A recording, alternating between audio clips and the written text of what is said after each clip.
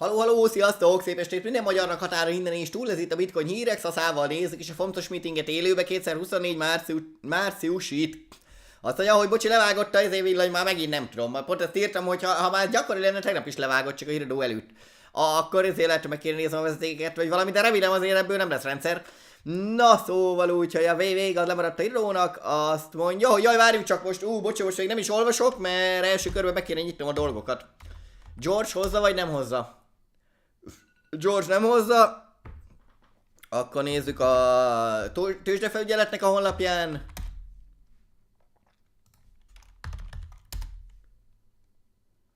Jó.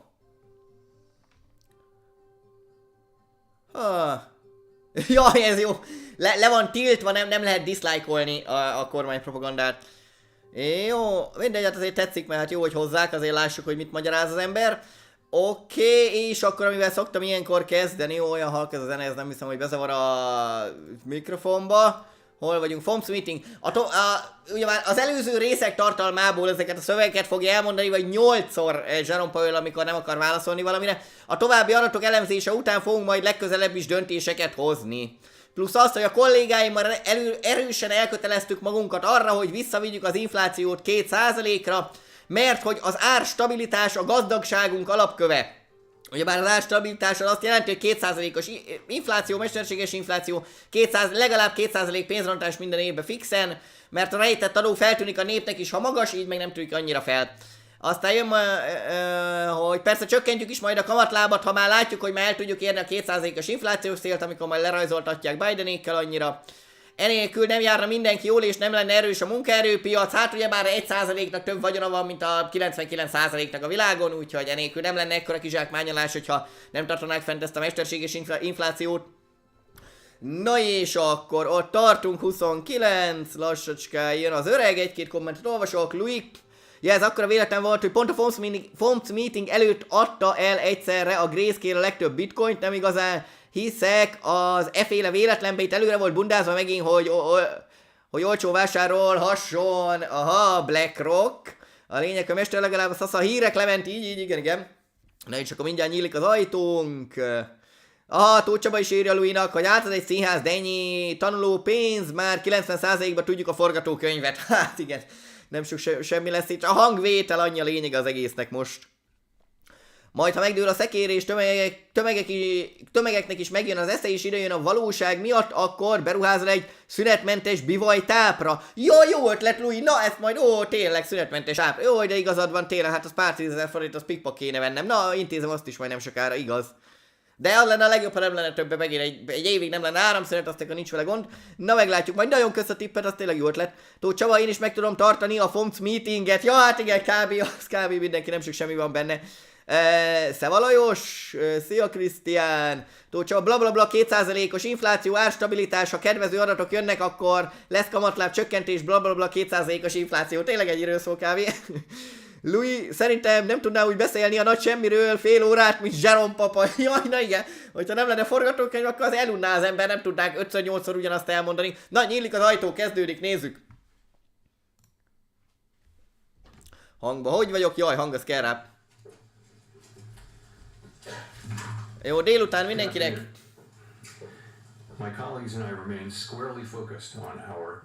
A két mandátumunk, igen, maximum foglalkoztatás, meg árstabilitás, amit az előbb mondtam, mindenki dolgozzon ilyet a végéig, mesterséges infláció. Infláció komolyan gyengült, csökkent. A munkaerőpiac közben meg erős, nagyon jó hír. Jaj, de hát az infláció még mindig magasan van, még nem biztos, hogy le tudjuk rajzolni, persze. Meskete, de nagyon elköteleztük magunkat a 2%-os mesterséges infláció mellett. Árstabilitás, igen.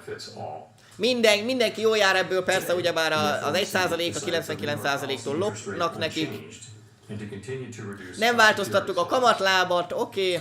Our restrictive stance of monetary policy has been putting downward pressure on economic activity and inflation. Magasan tartottuk a kamatlábat, levitte, visszafogta a gazdaságot, csökkentette a gazdaságot, vagy az inflációt. To achieving our employment and inflation goals are moving into better balance. Jó, majd még jobb egyensúlyban lesz minden.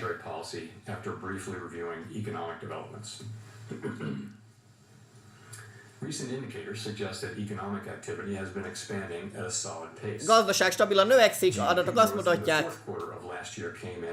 GDP 3,2%, nem mondja be, hogy 1,5%-ot csökkent a tavaly negyedéveshez képest, ugyebár, jól el volt hazudva, 1,5%-os GDP csökkenést beadták növekedésnek. Az ingatlan szektor meg volt szivatva a magas kamatlábak miatt eddig.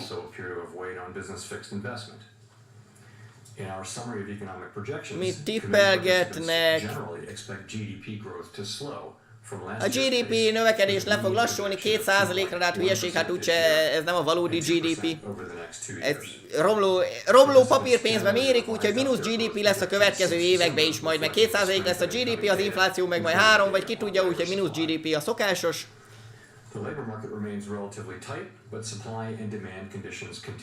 Kereslet, kínálat, munkaerő piacon még nem százas, de azért erős.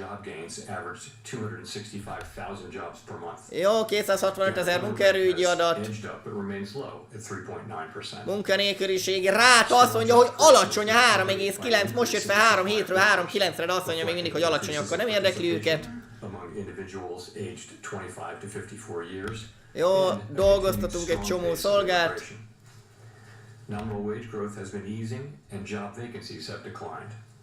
A üres munkapozíciók, üresedések csökkentek, a fizetésekből már nem adunk annyi fizetésemelést.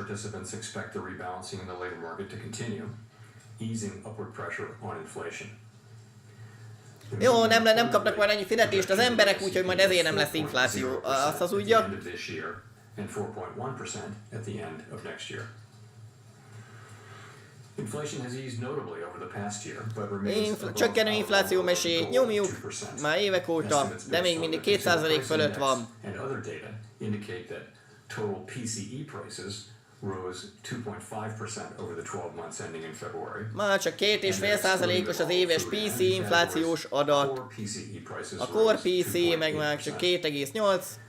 Longer-term inflation expectations appear to remain well anchored, as reflected in a broad range. Hosszú távon az inflációban nem fog valószínűleg elszállni.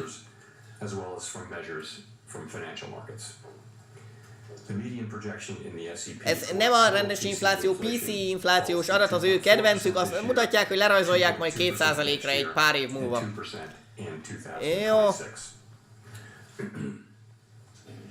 The Fed's monetary policy actions are guided by our mandate to promote maximum. Jaj, ez szokásos. Mindenki dolgozza a mesterséges inflációval, mindenkit élete végig dolgoztatunk. Jaj, ez szokásos. Jaj, tudjuk, hogy a szegényeket ezzel szivatjuk, de hát pont azért csináljuk.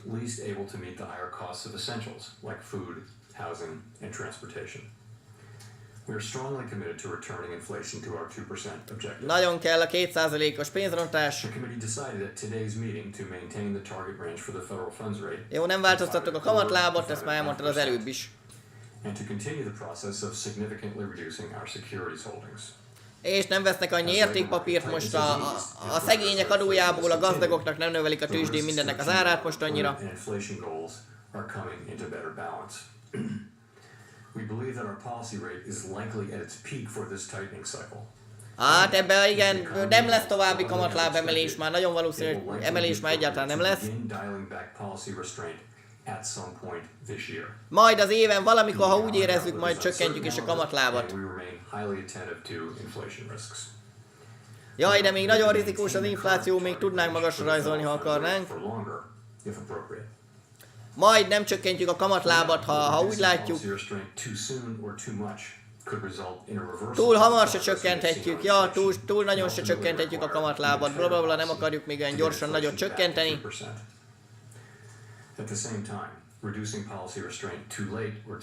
De ha meg túl későn csökkentenék a kamatlábat, akkor azzal megint megszivatnánk magunkat. Egyszerűbb lenne, ha nem is manipulálnák alapból, meg nem tartanáknak fel mesterséges inflációt. The committee does not expect it will be appropriate to reduce the target range until it has gained greater confidence that inflation is moving sustainably. Lentebb kell még rajzoltatni majd az inflációt, majd utána hozzuk a kamatláb csökkentést. An unexpected weakening in the labor market could also warrant a policy response. De ha kicsit elszaródna a munkaerőpiaci helyzet, akkor már rögtön csökkentenénk a kamatlábat. Itt a pöttyök, minden egyes pötty egy ember, 19 központi bankár van, 19-en tippelgetnek a mire. Azt mondják, hogy idén kamatláb 5%, jövőre 3,8, 2026-ra 3, hosszú távon meg 2,5%. Jó. And 3.1% at the end of 2026, still above the medium longer-term funds rate. Na most nem akarnak olyan gyorsan rengeteg ingyen pénzt adni mindenkinek. Rengeteget. The path for policy will adjust as appropriate to foster our maximum employment and price stability goals. Jó van, már harmadszor elmondja, hogy mindenki dolgozzon élete végéig, mesterséges inflációval elérjük, vagy tartjuk fent. Since the committee began reducing our portfolio. Jó, a $1,5 trillió részvényt adtak el, oké. De hát ez semmi, mert egy $100 trillió a Wall Street kb, úgyhogy 1% az egésznek másfél.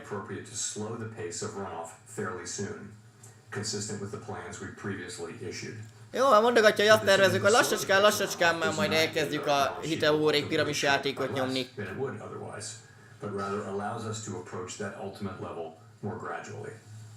In particular, slowing the pace of runoff will help ensure a smooth transition, reducing the possibility that money markets experience stress, and thereby facilitating the ongoing decline in our securities holdings, consistent with reaching the appropriate level of ample reserves. Hoppa, óvatosan lassan akarnak majd haladni, és nem akarják szivatni már egyáltalán a piacokat, a Wall Street-et, meg a hagyományos tőzsdét, hogy stabilan szépen nőjön most már minden felfele a tőzsdén, azt rebesgeti. 5 perc nem telt el, de már 5-ször elmondta, hogy mesterséges inflációval tartjuk fent, hogy mindenki élete végéig a rendszer szolgálja legyen. Jaj! Minden, amit csinálunk, a nép érdekébe csináljuk, a gazdagok érdekébe csináljátok, jó gyerek. Na, jönnek kérdések.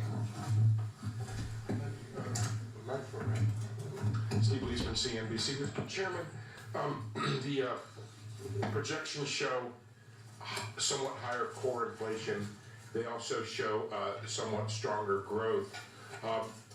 What should we infer from this notion that on average rates were kept the same this year, but inflation is higher and growth is higher? Does it mean more tolerance for higher inflation and less... A kamatlábat nem változtattátok, már ezen tartjátok hónapok óta ezen a magasan a kamatlábat, de mégis fentebb rajzoltátok az inflációt, hát akkor mi most akkor nem is baj, hogy magasabb az infláció? Jó megkérdezett, mert a színház közepébe. Tippeltünk előre, hogy majd mi lesz. És az infláció kicsit magasabb lett, aha. Magasabb rajzoltuk.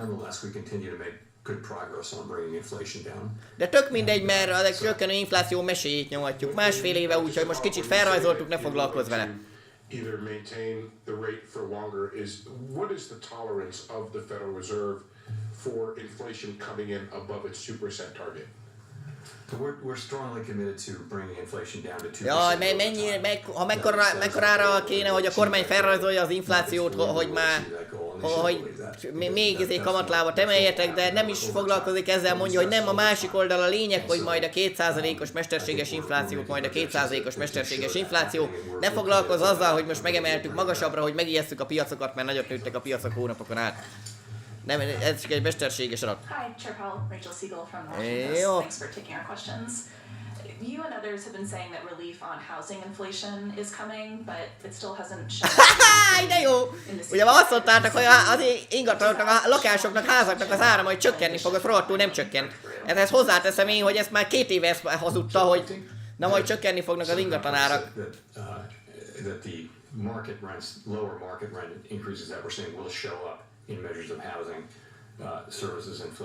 Jaj, de majd egyszer valamikor lehet, hogy majd alacsonyabbak lesznek az albérletdíjak, és akkor az majd úgy nagyon jó lesz, akkor majd azt mondjuk, hogy ha csak alacsonyabb az albérletdíj, ami úgyse lesz alacsonyabb, majd arra ráfogjuk, hogy akkor alacsonyabbak a házak is. If housing doesn't break through quickly, and does that affect the timing for eventual cuts this year? We will get aggregate inflation down to 2% over time. We will. And I would assume that we'll Na, hogy continue lesznek to olcsóbbak a házak? we'll see goods prices coming into a new equilibrium where they're going down perhaps not as quickly as they had been earlier this year, where housing services inflation will come back down as current market rents. Egyáltalán nem mondja, hogy csökkennének az ingatlanárak. Azt mondja, hogy nem lesz olyan magas az inflációja az ingatlanoknak. Tehát akkor most ki is, ha mond vagy 2 éve, amit hazudott, lehetne kivágni abból a videóból, hogy na hát akkor azért dolgozunk, hogy olcsóbbak legyenek a szegény embereknek, olcsóbbak legyenek már házak, de hát nem értünk el semmit, csak drágább lett 2 év alatt megérte a manipuláció.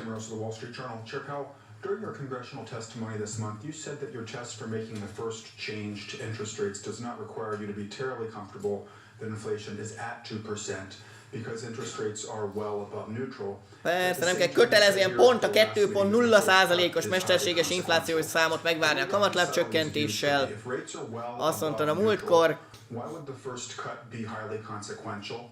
Is that because you anticipate one cut would be followed by one or two more along the lines of the recalibration you made? Inkább arra kérdezi, hányat akarnak majd csökkenteni, hányszor akarnak kamatlábat csökkenteni idén, az első után lesz a több is. I would put it more in the context of what I said in my opening remarks, that the risks are really two-sided here. Kétoldalúak a rizikók. You know, if we ease too much or too soon, we could see inflation come back. Ha túl hamar csökkentünk, vagy túl sokat, akkor magas lesz az infláció. Ha túl későn csökkentünk, akkor meg tönkretesszük a munkaerőpiacot.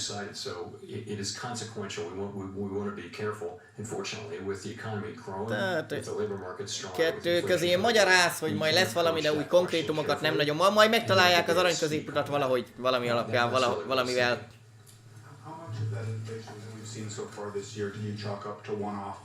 Calendar adjustment effects following a period of high inflation versus some change in the trend we saw in the second half of last year?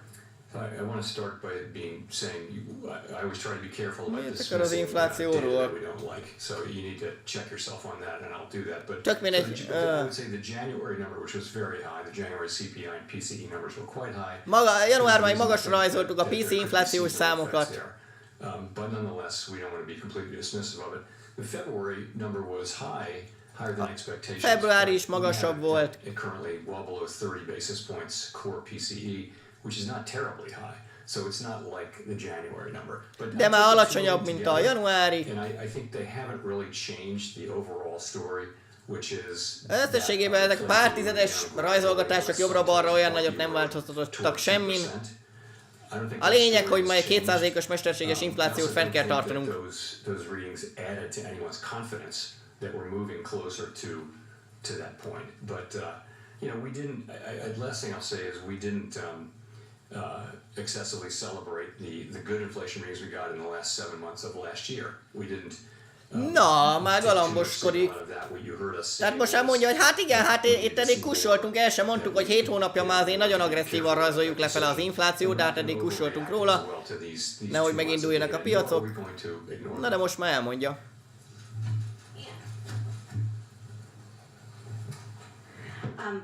Hi, yes, Chair Powell. Could you speak a little bit more about the timing? Is there enough data between now and say May to be able to... Na most ő már következő a májusi kamatláb csökkentésre kérdezi, hogy van-e elég adat ahhoz, hogy májusban már fogtok-e csökkenteni kamatlábat, vagy majd júniusban. Van-e elég adat, hogy már most ki tud mondani, hogy májusban vagy júniusban már szinte fix, hogy lesz. Úgyse fogja kimondani. Majd akkor fogja kimondani. Igen, tehát a jövőről semmit nem beszélünk, majd kell az adat, amit mondtam az elején is, az előző részek tartalmából, majd megnézzük az adatokat, majd a májusira, majd májusban mondjuk meg, hogy mit tippelünk, előre nem tippelek semmit. Tehát nincs elég adatok ahhoz, hogy a következőről mondjatok valamit? De hát mondja, hogy nem akar róla semmit beszélni. Jaj, vannak is váratlan dolgok, meg minden, tehát nem fog semmit mondani a jövőről. Hagyjatok békén, majd jövő hónapban elmondom májusban, hogy mi lesz májusban.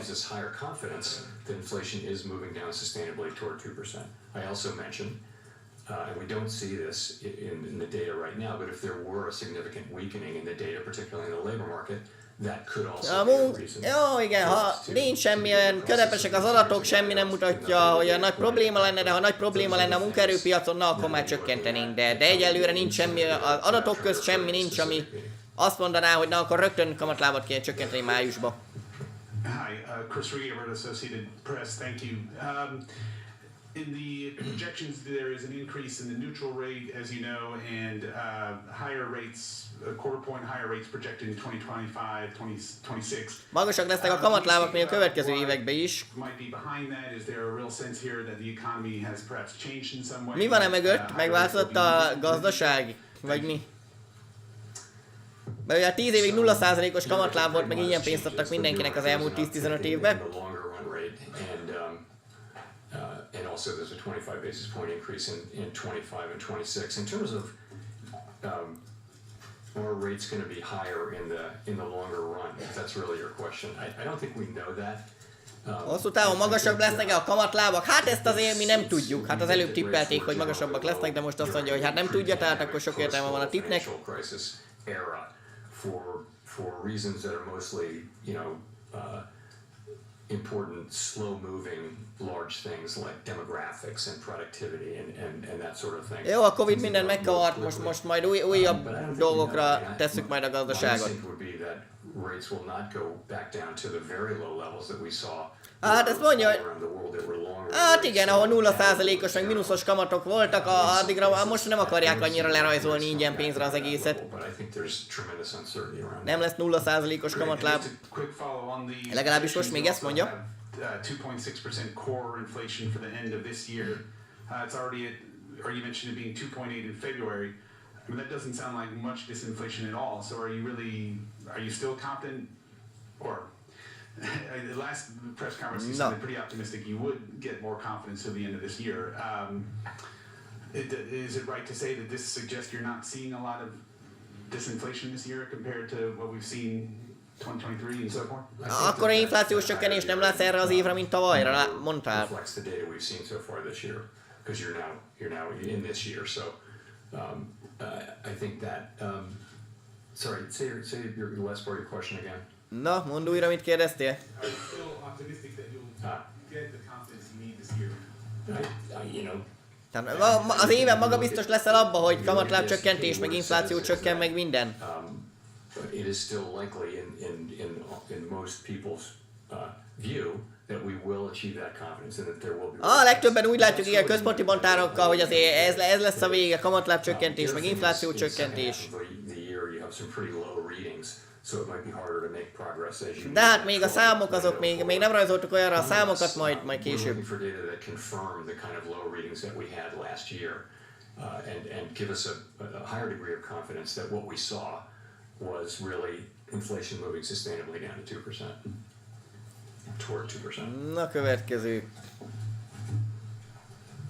Gina. Gina Smiley with the New York Times, thank you for taking our questions. Per your comment to Anne that a weakening in the labor market would be a reason to potentially cut rates, or at least a consideration in making a rate cut, would continued strength in the labor market be a reason to hold off on rate cuts? And just in general, if tehát ha a munkaerőpiac gyengülne, akkor csökkentenétek a kamatlábot, most elmondtad, de hogyha erősödne a munkaerőpiac, akkor meg nem csökkentenétek? Abban mi a helyzet? Yeah, so if what we're getting is a lot of supply and a lot of demand, and that supply is actually feeding demand because workers are getting paid and they're. Jó, majd kereslet kínálat, majd beindul, meg majd kapnak fizetést az emberek, azt majd elkezdik könteni, bla bla bla. Kind of what you had last year, which is a bigger economy where inflationary pressures are not increasing. In fact, they were decreasing. So you can't have that if you have the continued supply side activity that we had last year with both with supply chains and also with growth in the size of the labor force. Hát itt válasz nem lesz erre. But so strong hiring in and of itself would not be a reason to hold. Na most megkérdezi még egyszer, tehát ha sok embert felvennének, akkor nem csökkentenétek a kamatlábat? Hát nem nagyon számít.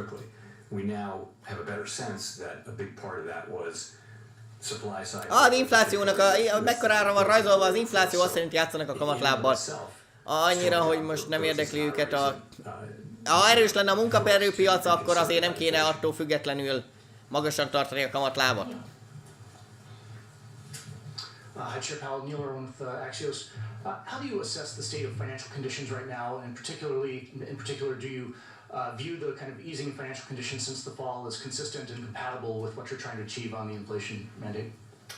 Micsoda? Hát megint az inflációra általános semmi. Mit gondolsz az inflációról, hogy merre fogják majd rajzolni? See different answers to that question, but ultimately we do think that financial conditions are weighing on economic activity, and we think you see that in a great place to see it is in the labor market, where you've seen demand cooling off a little bit from the lehetnének valami komolyabb dolgok is itt. Job openings, quits, surveys. Jó, erősödik a munkaerőpiac, körbeírja 28-szor. The hiring rate, things like that are really demand. There are also supply side things happening, but I think those are demand side things happening. We saw, that's been a question for a while. We did see progress on inflation last year. Jó, 1000 éve kérdés, jó, tavaly már láttuk, hogy már lentebb lett rajzolva az infláció. Financial conditions sometimes being tighter, sometimes looser. Néha magasan van a kamatláb, néha nem. Csodálatos válasz, fantasztikus. Michael McGee with Bloomberg Radio and Television. Can you give us more color on how the committee is thinking about inflation dynamics now? What we've seen at the beginning of the year, are they more one-off increases that will fade, or is there more of a secular turn with goods prices rising again and service prices staying sticky? And also, housing prices have been sort of the Godot of this cycle in that you keep expecting them to go down. És hogy azt hitted, hogy lemennek majd az ingatlanárak, de hát rohadtul nem mentek. Since you've raised your inflation forecast. So I see the committees looking at the 2 months of data and asking the same question you're asking and saying we're just going to have to see what the data show. Tehát jaj, hát megnéztünk 2 havi adatot, majd ezután is, hogy meg fogjuk nézni az adatokat. Megint semmi válasz. A szokásos. See the possibility of seasonal adjustment problems there. But again, you got to be careful about dismissing the parts of the data that you don't like. So then February wasn't as high, but it was higher. So the question is, what are we going to see? We tend to see a little bit stronger. A februári infláció nem volt olyan magas, de azért magasabb volt. A semmibe belebeszél a közepébe a semminek. Nehogy valamit elmondjon már. Majd később is megnézzük az adatokat, nem tudom mi lesz. Majd kitaláljuk valamikor, hogy mi lesz. Egyelőre a gazdaság erős, munkaerőpiac erős, inflációt lentebb rajzoltuk, így már óvatosabbak lehetünk. És ha később eldöntjük majd, hogy már azt mondjuk, hogy már 2%-ra rázoljuk az inflációt, akkor majd csökkentjük a kamatlábat.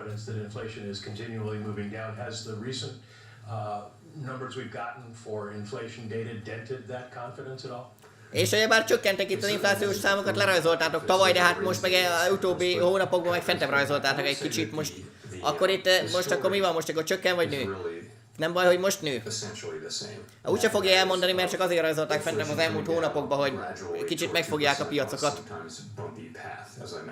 Jaj, bumpy, ugrálós az infláció, jaj, kicsit ugrál össze-vissza, vagy minden egy kicsit. We've had 2 months of kind of bumpy inflation. We were saying that it's going to be a bumpy ride. We consistently said that. Pattog az infláció, igen, akkor nem azért rajzolták fentebbre az utóbbi 2 hónapban, hogy megállítsák kicsit a piacokat. That's why we are approaching this question carefully. It is very important for everyone that we serve that we do get inflation sustainably down. Ez a lényeg, 2%-os mesterséges infláció kell, ennyi kell. But the historical record is that you need to approach that question carefully and try to get it right the first time and not have to come back and raise rates again perhaps if you cut. Jó, megint az, de válasz az nincs, de azt mondja, hogy nem csökkentünk túl korán, mert akkor utána megint emelni kéne. Thank you, Mr. Chairman. Edward Lawrence with Fox Business.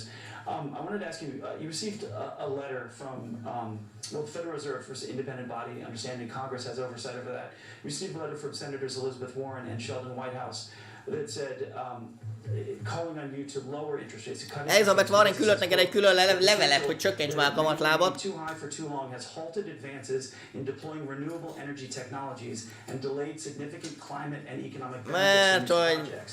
Klímavédelem, meg zöld energiák nem tudnak terjedni, nem megy a klímának hazudott látványcirkusz abba, a gazdaságban nem tudják nyomni a pénzeket az elektromos autógyárakba, meg ilyenek annyira, mert magas a kamatláb. Nem kapnak annyi ingyen pénzt, lufi pénzt.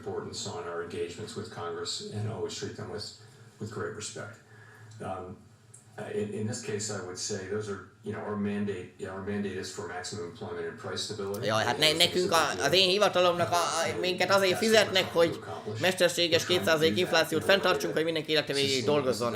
Nekünk csak ennyi a dolgunk.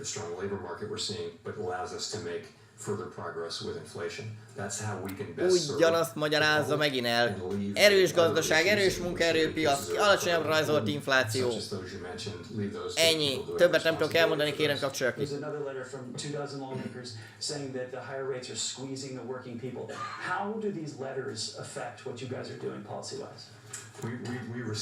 Mennyire számít ez, hogy küldözgetnek nektek politikusok leveleket, hogy mit akarnak? Igen, figyelünk rájuk, de hát mindjárt mondja majd, de hát nem érdekel, mert majd az adatok alapján mi rajzolunk, amit akarunk.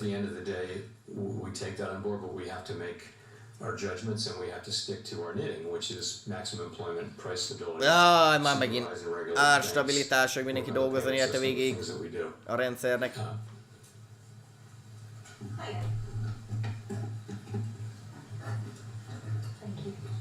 Claire Jones, Financial Times. Thanks a lot for the opportunity to ask a question. Az angol akcentus, As chair of the FOMC, vagy a brit would akcentus. you want to see unanimity on the committee, or something close to it, meaning no more than one dissent before you begin cutting rates? Tehát mennyire, hogy 19-en vannak a központi bankárok, akik tippelgetnek, hogy akkor legyenek kamatlábcsökkentés már, vagy nem, és akkor mennyire várod 100%-ban mind a 19 embernek azt kéne mondani, hogy legyen már kamatlábcsökkentés, hogy csökkentsétek? Hát persze, hogy nem.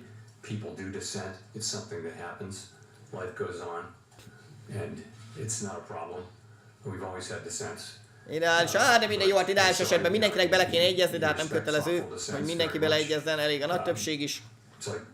You may not agree with some arguments, but you really want to understand them. So you may read a book that takes a position that you have long opposed, just to understand that book. So I treat dissents with real respect as well. Okay. Simon Rabinovich with The Economist. Can you hear me? Yes. Okay, great. Obviously, inflation is some ways away from target. Unemployment, though, if you look at the projection. Az infláció magasabb még a célnál, a mesterséges 2%-nál. In February, we were already at 3.9%, so quite close to the median projection. Are you Munkanélküliségi ráta 3,9. notwithstanding the very strong jobs growth, that in fact there may be some cracks appearing in the employment market?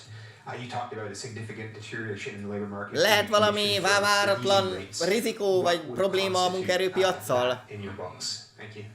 So we of course monitor it's one of our two goal variables. Hát we all monitor the labor market. Ez hülyeség, megkérdezte, hogy ha lenne valami munkaerőpiacsal valami probléma, akkor csökkentenék a kamatlábat. Hát már 3-szor mondta el ma, hogyha lenne probléma a munkaerőpiacsal, csökkentenék a kamatlábat. Tamás, kösz szépen a támogatást! The extreme imbalances that we saw in the early parts of the pandemic recovery have mostly been a result. Jó, covidos bigyóból már jövünk ki, azóta a gazdaság nagyon nőnek a munkaerőügyi számok, hát mert előtte meg 2-szer annyival csökkentek, a semmiből egyszerű rekordot csinálni. Jó, nagyon-nagyon magasra nőttek az emberek fizetései, na persze, akkor a hazugságot, de most már legalább nem adunk annyi fizetést nekik. Vagy fizetés emelést nem adunk annyit. And surveys of workers and businesses are always interesting on this. How tight is it? How easy is it to find a job? How easy it is to find a worker? Those surveys have both come down. So the labor market's in teljesen jó formában van a munkaerőpiac minden adat szerint, amiket kapunk. Like the low hiring rate, and people have made the argument that if layoffs were to increase,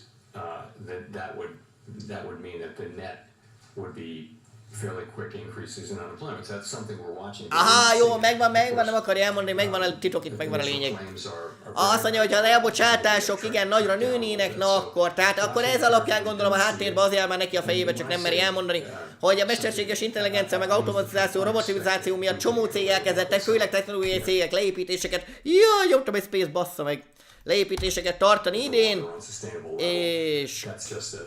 és hogyha ugye már mesterséges intelligencia csomó embert kirúgnának, akkor elég szar helyzet lenne a munkaerőpiacon, na akkor rögtön csökkentenék már kamatlábat.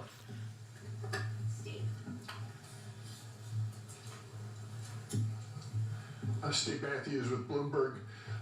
You mentioned at the beginning of the press conference that the committee thought it might be appropriate to slow the pace of asset runoff fairly soon.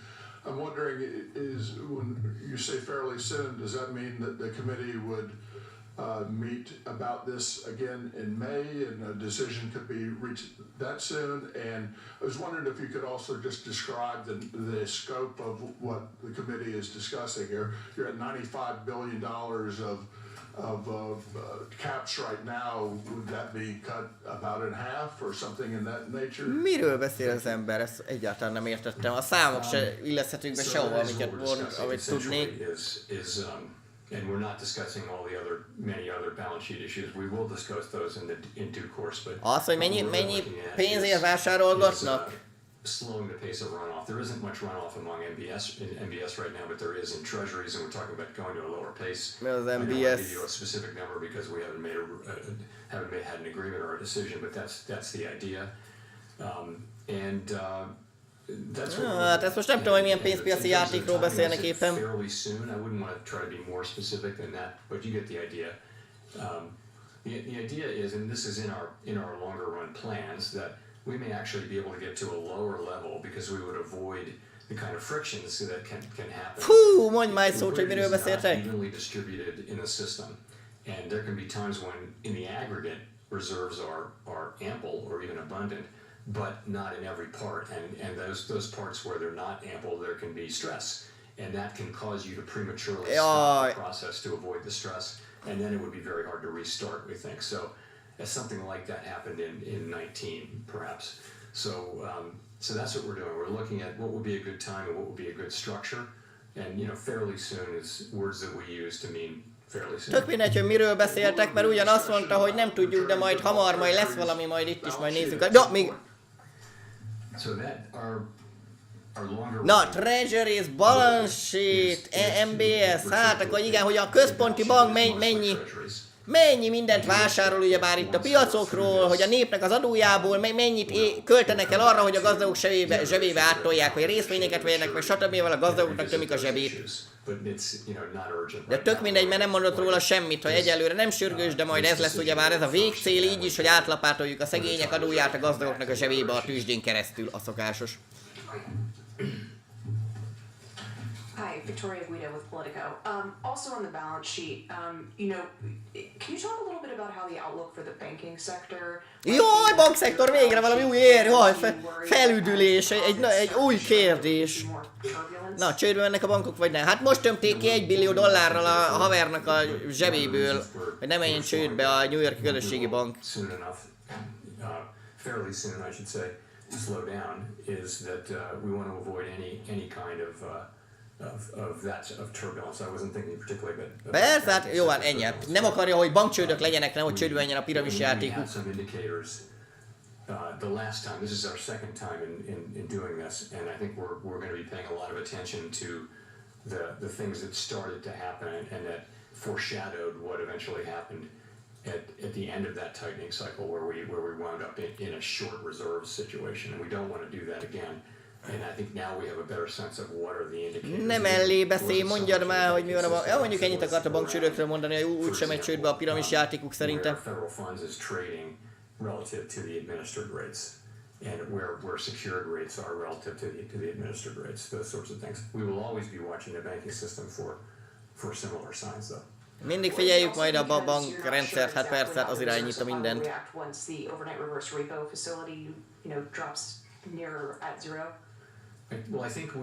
Jaj, vannak ilyen overnight report, össze-vissza, egynapos össze-vissza vásár, hitelezgetnek jobbra, egynapos hiteleket nyomnak jobbra-balra állami szinteken egymás közt overnight repo, és hogy abban van elég pénz, vagy ez az. Pretty close to dollar for dollar with that. That's what we think. Hi, Chair Powell. Jean Na. Young with M&I Market News. A kérdés meg akár válasz is sem értelmes. Also about the balance sheet. Balance sheet, mennyi igen pénzt költenek az adófizetők pénzéből. Sooner could get you to a smaller balance sheet size. Does that mean you don't have to make a decision on when to end QT at this point, and will you be? Tehát még nem tudjátok, hogy mikor hagyjátok abba a csökkentésre, és adogatnak el egy kis részvényt, de majd utána elkezdik tolni a szegények adójából a pénzt a gazdagoknak a tőzsdén keresztül. Van erre már ötlet, hogy mikor kezdik majd el tolni megint, önteni bele a szegények adóját a gazdagok zsebébe? With a smoother transition. Finomabban fogunk haladni, lassabban. Kind of liquidity problems, which can grow into shocks and which can cause you to stop the process prematurely. So Nem fogjuk olyan gyorsan feltolni a tőzsdét, felmanipulálni a tőzsdén mindennek az árát, nehogy aztán utána akkor meg kelljen állítani. Money market conditions and asking ourselves what they're telling us about reserves, are they right now we would characterize them as abundant, and what we're aiming for is ample.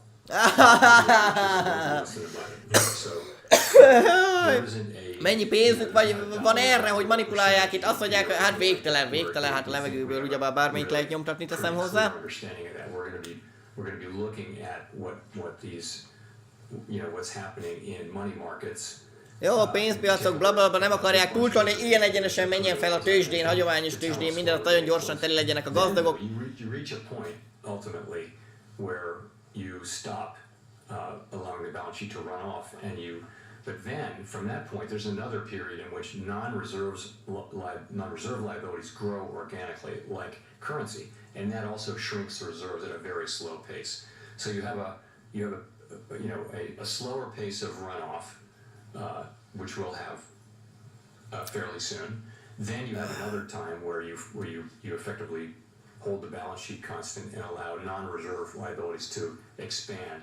And then that ultimately brings you ideally in for... Most még egyelőre egy kicsit adogatunk el részvényeket, utána majd egy ideig akkor majd csak gyűjtögetjük a papírpénzt, utána meg elkezdjük majd betolni a tőzsdébe, hogy akkor a gazdagoknak több pénze legyen a szegélyek adójából. El lesz a sorrend. We want to have a cushion, a buffer, because we know that demand for reserves can be very volatile. And we don't want to, again, find ourselves in a situation where there aren't reserves, we have to turn around. Nem akarunk rögtön az összes a papírpénzt begyűjtünk a nép adójából, nem akarjuk rögtön az összeset a gazdagoknak a zsebébe tömni, csak szépen lassan. Hi, Nancy Marshall-Genzer with Marketplace.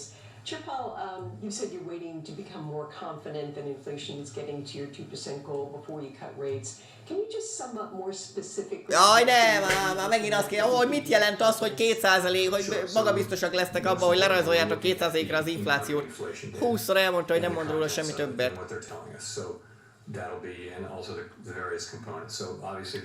Jaj, szereti a semmiről beszélni. Majd nézzük az adatokat, csomó adat van az infláció mögött, majd nézzünk minden, majd ha 2% lesz, majd akkor majd lerajzoljuk.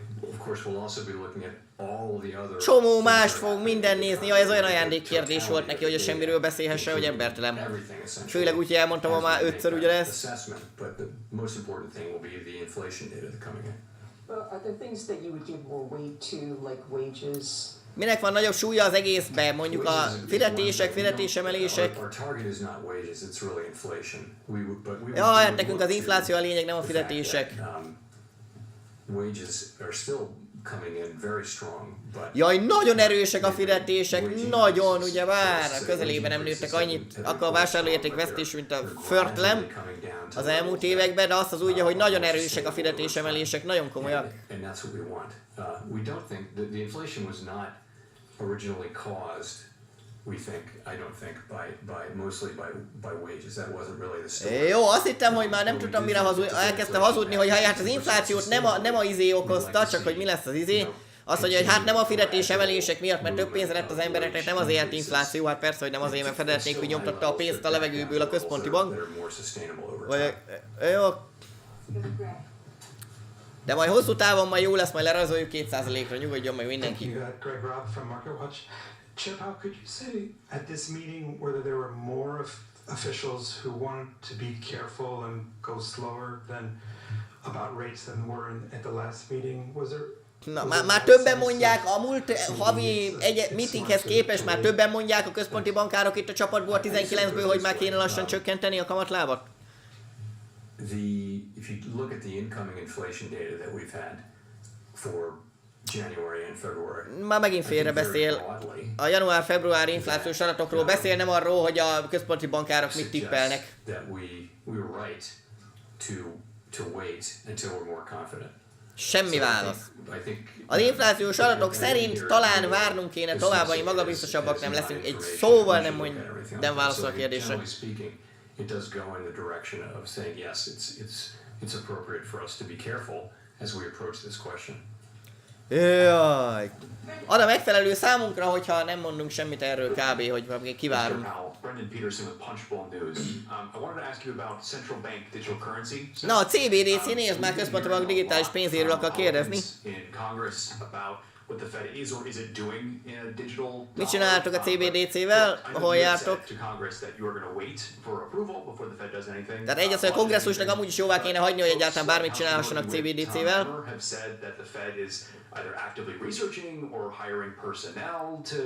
Tehát már kutatjátok a központi bank digitális pénzét, vagy már vesznek fel embereket, hogy kutassák, vagy csinálják, vagy valami. Mi a helyzet a digitális dollárral most? I'll try harder.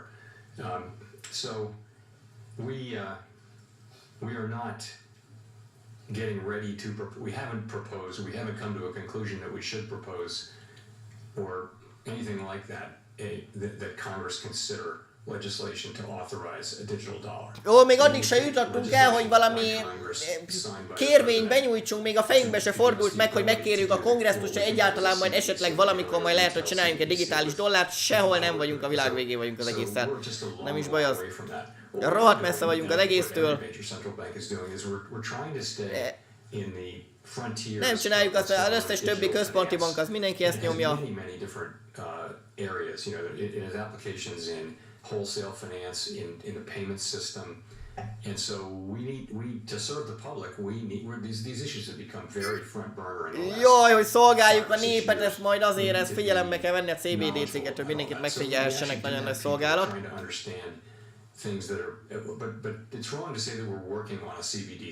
De rossz lenne azt mondani, hogy nem mondhatom azt, hogy dolgozunk a CBDC-n, mert nem. I haven't at all in my own mind made a decision that I think this is something the U.S. should be doing. I just think it's something we need to understand. We do have people who are keeping up with that. Hát ezt meg kell értenünk.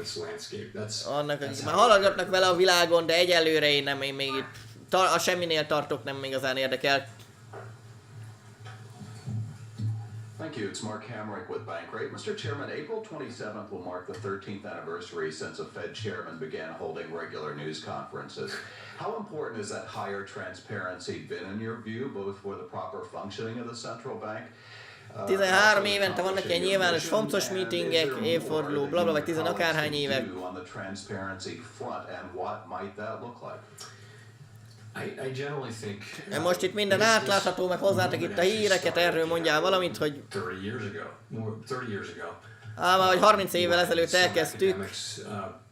Posited that a more transparent central bank, if the public understands your reaction function, the markets will do your work for you. They'll react to the data. Jó, már adatokat kezdtek kihozogatni 30 évvel ezelőtt is arról, hogy manipulálja a központi bank itt a piacokat.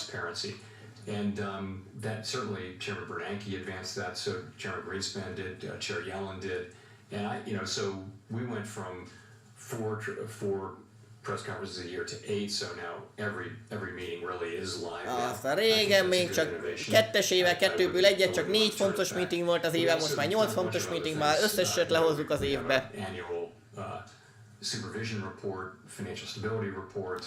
Ilyen pénzügyi stabilitási report, felülvizsgálati report, minden reportot hozunk. I mean, nothing comes to mind as really desperately in need of doing at this moment. We're very transparent. We have no shortage of FOMC. Nagyon átláthatók vagyunk. Jaj, nagyon átláthatók. So that channel is full, I would say. So I think it's generally broadly helped and made things better. Fú, de megint egy ilyen kérdés, én általános nosztalgiáról beszéljen, hogy tök jó, hogy itt elmondjuk az adatokat, tök jó. Of course not. Hopp, lemaradtam valami szellem a palacban sztoriról. Utolsó kérdés. Thank you, Chair Powell. Jennifer Schonberger with Yahoo Finance. Not to harp too much more on confidence and inflation, but she did say earlier in this press conference that the recent inflation data hasn't raised anyone's confidence. But when you testified before the Senate a couple weeks ago, you told lawmakers that you are, quote, not far from receiving the confidence needed on inflation to begin cutting rates. Igen, a kongresszusnál azt mondtad egy pár hete, hogy ott már egész magabiztos vagy abban, hogy majd lentebb lesz rajzolva az infláció. So let me say Hogy gondolsz kamatláb csökkentésre, na?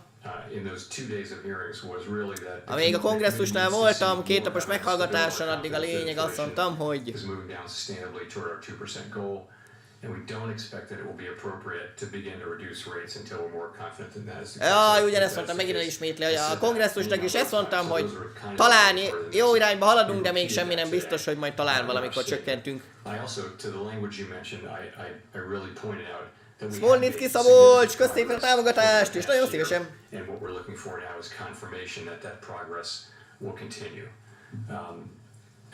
És most igen, megerősítésre várunk, jöjjenek még adatok, aztán majd az alapján. Jaj, már megint harmadszor, hogy tavaly nagyon lerajzoltuk az inflációt kicsire, most meg egy kicsit fel, majd valami lesz. And that we have been seeing PCE, core PCE coming down by 10% every month. I mean, wouldn't you be at about 2.4% this summer, June, July, to a point where you could cut then? Nyárra már core PCE lecsökkenhet 2,4%-ra, addigra már csökkenthetnéd a kamatlábat. Jaj, majd az adatok nagyon jó lenne, de majd az adatok most még semmit nem mondok, hogy januárban lecsökkentjük a kamatlábat, mert még bizonytalanságban kell tartani a piacot, talán saját szavaimmal így a legjobb megfogalmazni, amit csinál az ember. Nehogy elszálljon mindennek az ára január, vagy júniusig még nagyon. Még több adatra várunk, igen. De jó, de nekünk már rögtön szöveg le minden. Na, akkor ennyi volt. Oké, JP papa elmondta a szokásos semmit. Hát még a galambos se lehet. Kicsit galambos, de amúgy rémizget még, hogy amúgy talán még féljen mindenki, de hát úgyis kamatláb csökkentés lett belőle júniusra. Már Christine Lagarde is kimondta, hogy csökkentenek júniusra, úgyhogy tök mindegy, ez mit magyaráz itt, meg rémizget. Azt mondja, hogy... Úgy látom, többen nem papa miatt nézik a FOMC meetinget, hanem mozizni jöttek. Jaj, ennyi, na igen. Sasa Revolut Reftag, igen, az is megvan. Hogy lehette a szemüvegét, azt mennyit gyakorolta, én is úgy lekapta, ilyen még sose volt, ennyire nagyon rohanni akart. Lesz még ilyen mélyrepülés 200 000-en is, mert ennyi jön, simán visszajöttünk 200 000-ről 160 000-re, vagy valami nem egy nagy vasszidasz. Először menjünk fel, addig... minél hamarabb. Na jó, azt mondja, hogy egyelőre akkor ennyi, jó, meg volt a híradó is, kis áramszünettel a végén, meg a fontos meeting is. Akkor azt mondja, hogy legyen ennyi mára, holnap megjövök a friss hírekkel, addig is további szépen. Jó, nagyon jó, várjuk még mielőtt zárok, ugyebár Dixie az szakad, mint az állat, tök királya, hogy megkezdte már itt hát már, hogy 7 órakor elindult az egész. Hagyományos tőzsde, a világ legmagasabb árán, minden is, azt, hát egyesbe gyorsan kiteszem, egyes kört fussunk, és akkor utána zárok. Mi mit csinált a fontos meeting ma a piaccal, Dixie elkezdett, hogy egy napja jó, bepirosodott a Dixie, majd itt lehúzogatom, mindent kezd már végre szakadni, na nem fog átmenni, jaj, de nagyon jó, ezt mondom, ez nagyon fontos napok óta, ha már ma ezért Kripto Piaci Áttekintésnek a vége egy kicsit lemaradt meg kérdezfelek, 50 napos hagyományos mozgóátlag, 200 napos hagyományos mozgóátlag, itt lett volna az óriási probléma, ha az 50 napos felment volna a 200-as felé, de most már, vissza kell hozni, vagy 3-at, igen, de most már úgy néz ki, hogy ha most elkezd pirosodni, akkor ez már le fog fordulni, és csak nem fog felmenni a 200-as felé, az 50 napos marad, azt mondja, hogy a halál kereszt be a Dixie napiba. Jó, ez tök jó, és akkor ehhez képest azt mondja, hogy Dow Jones világ legmagasabb árán, hát előző évet már mindegy, mert már itt az előző kis csúccsal az előző évi plafon fölött voltunk, úgyhogy nem is érdemes visszamenni előző évre. Dow Jones világ legmagasabb árán, S&P világ legmagasabb árán, Nasdaq világ legmagasabb, nem, a Nasdaq még nincs világ legmagasabb árán. Jó, és akkor a bitcoin is szépen megnőtt, most már 65 fölött vagyunk. Na, azt mondja, hogy akkor bitcoin 65.300 dollárról legyen ennyi mára, holnap ismételjük a friss hírekkel, addig is további szép estét mindenkinek, sziasztok!